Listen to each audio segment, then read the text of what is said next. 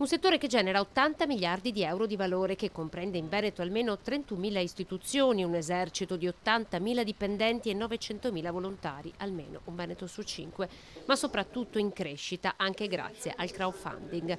Avede Lago è andata in scena un focus per raccontare quali opportunità sul territorio ci sono di crescita anche per questo settore attraverso la compartecipazione nel finanziamento dei progetti. Abbiamo aiutato negli ultimi mesi 10 progetti e quasi 2000 cittadini hanno risposto donando quasi 200.000 euro in donazioni, nonostante gli ultimi anni non siano stati anni particolarmente facili per nessuno. Un esempio di come sostenere progetti ed aggregare una comunità è quello di Pigafetta 500. Hanno utilizzato, grazie al crowdfunding, la possibilità di parlare di un personaggio eccezionale della storia del territorio vicentino, Pigafetta, dando mandato ad un compositore di creare un'opera che parlasse, raccontasse la vita di questo esploratore che insieme a Magellano ha esplorato i confini del mondo. Gli studenti hanno raccontato e promosso il progetto rendendolo così sostenibile economicamente.